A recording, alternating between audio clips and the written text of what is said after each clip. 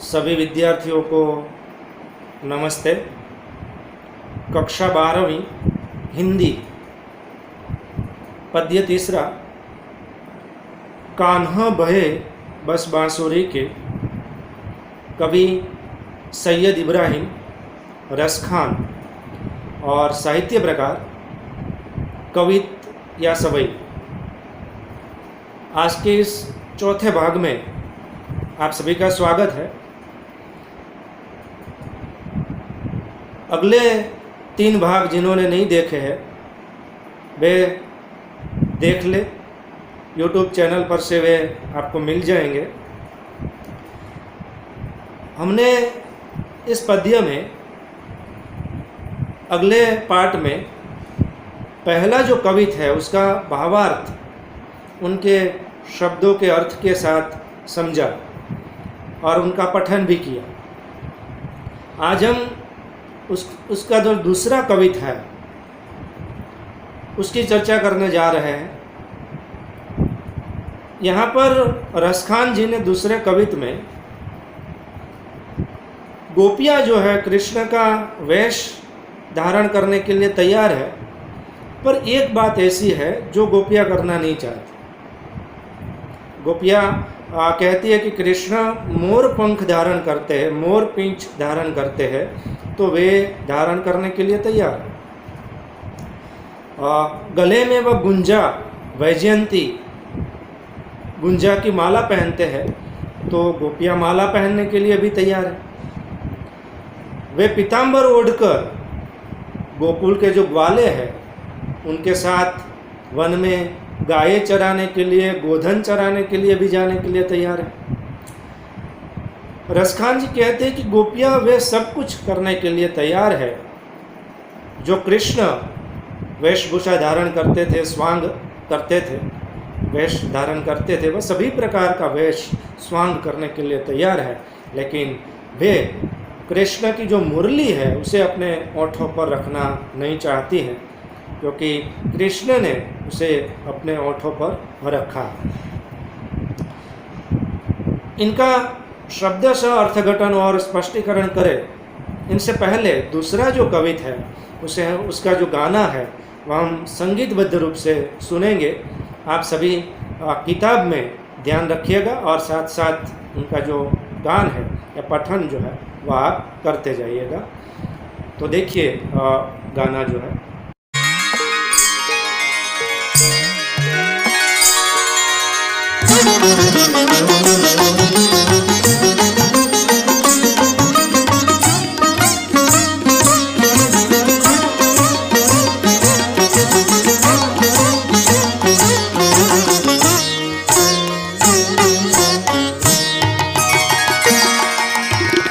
मोर पखा सिर ऊपर राखी हाँ, गूंज की माल गरे पहिरोंगी। मोर पखा सिर ऊपर राखी हाँ, गूंज की माल गरे पहिरोंगी। ओढ़ी पीताम्बर लैल कुटी, बन गावत गोधन संग फिरोंगी। मोर पखा सिर ऊपर राखी हाँ, गूंज की माल गरे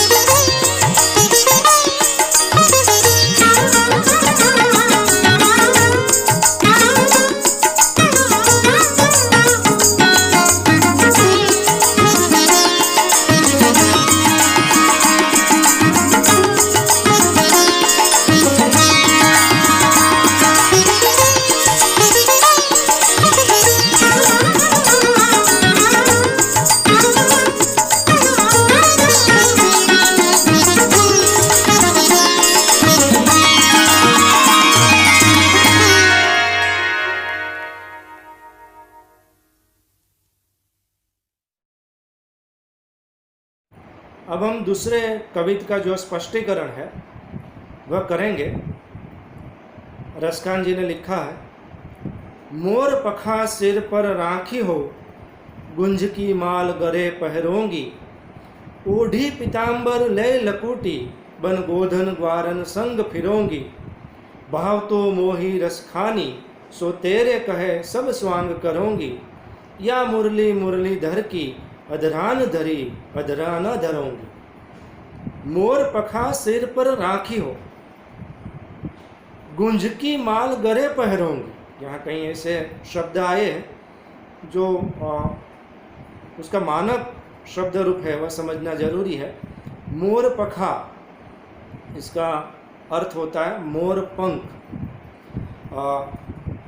राखी हो, रखूंगी, सिर तो कि मस्तक, गुंज, गुंज यानी कि गुंजा, इसे घुंगची भी कहते हैं, वैजयंती शब्द का भी इस्तेमाल होता है, माल तो कि माला, गरे गले, पहिरोंगी, पहिरूंगी या पहरूंगी।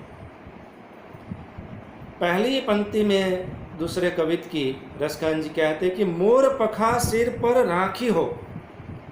एक गोपी दूसरी गोपियों से कहती है कि मैं कृष्ण का वेश धारण करने के लिए तैयार हूँ, और कृष्ण जो मोर पंख का मुकुट धारण करते हैं अपने मस्तक पर, तो गोपी मोर पंख मोर पीछ का मुकुट धारण करने के लिए तैयार है अपने मस्तक पर, गले में गुंजा की माला पहनने के लिए भी तैयार है। तो गोपी कहती है कि कृष्ण जो मोर पंख का मुकुट मस्तक पर धारण करते हैं उसे मैं अपने मस्तक पर धारण करूंगी, रखूंगी, और जो गले में गुंजा की माला पहनते हैं वह माला भी पहनने के लिए तैयार हूँ। ओढ़ी पीताम्बर ले लकुटी, बन गोधन ग्वारन संग फिरो।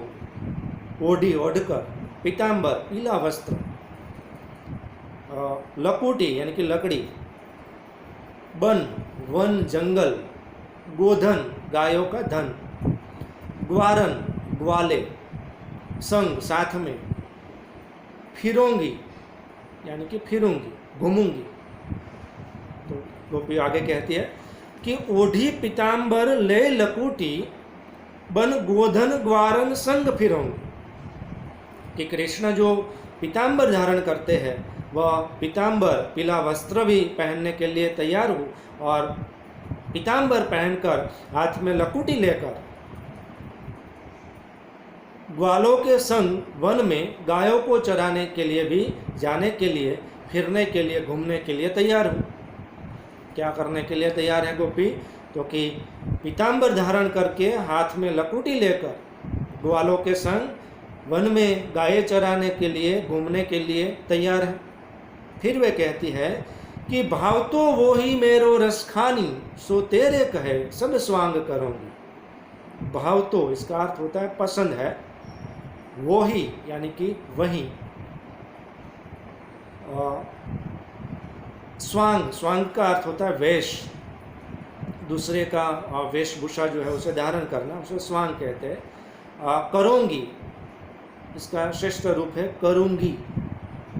के भाव तो वो ही मेरो रसखान। रसखान जी कहते हैं कि गोपी कहती है कि कृष्ण को जो पसंद है वह सभी, सो तेरे कहे सब स्वांग करो। कृष्ण को जो पसंद है वह सभी प्रकार का वेश मैं धारण करने के लिए, पहनने के लिए तैयार है या करने के लिए तैयार हूँ। पर गोपी एक बात नहीं करना चाहती है, कौन सी? तो कि या मुरली मुरलीधर की, अधरान धरी अधरा न धरो। ये कृष्ण ने जो मुरली धारण की, भगवान कृष्ण का एक नाम मुरलीधर है, मुरली को धारण करते थे तो उनका ये नाम पड़ गया मुरलीधर। तो मुरलीधर की जो मुरली है उसे मैं धारण नहीं करने वाली, क्योंकि उन्होंने अपने ओठों पर धारण किया। अधरान का अर्थ होता है ओठ, धरूंगी मतलब धारण करूंगी। या मुरली मुरलीधर की, अधरान धरी अधरा न धरूंगी। कि मुरलीधर की जो मुरली है उन्होंने अपने होठों पर धारण की है, इसलिए मैं उसे अपने होठ पर धारण करने के लिए तैयार नहीं हूँ। तो गोपी ने दूसरे कवित्व में बहुत ही सुंदर ढंग से इस बात की स्पष्टता की है कि कृष्ण जिस प्रकार का स्वांग वेशभूषा पहरवेश करते थे, गोपी वह सब कुछ करने के लिए तैयार है। सिर्फ और सिर्फ कृष्ण की जो बांसुरी है, मुरली है, जो कृष्ण अपने ओठों पर धारण करते हैं, उसे वह अपने ओठ पर धारण नहीं करना चाहती, क्योंकि कृष्ण ने उसे अपने ओठ पर धारण किया। फिर से एक बार मैं पूरा का पूरा कवित्व जो है दूसरा, उनका स्पष्टीकरण आपके सामने प्रस्तुत कर जाता हूँ, ध्यान से देख लीजिए। गोपी कहती है कि मैं कृष्ण जो मोर पंख अपने मस्तक पर धारण करते हैं, वह अपने मस्तक पर रखने के लिए तैयार हूँ। गले में गुंजा की माला पहनने के लिए भी तैयार हूँ। पीताम्बर ओढ़कर, हाथ में लकुटी लेकर, लकड़ी लेकर, ग्वालों के संग साथ में गाय चराने के लिए वन में जाऊंगी और फिरूंगी। लेकिन रसखान जी कहते हैं कि गोपी कृष्ण को जो पसंद है वह सभी प्रकार का वेश स्वांग करने के लिए तैयार है, लेकिन भगवान कृष्ण मुरलीधर ने जिस मुरली को अपने होठों पर रखा है, उस मुरली को वे अपने होठों पर धारण करने के लिए तैयार नहीं है, क्योंकि वह उन्होंने अपने होठ पर उन्होंने धारण की है।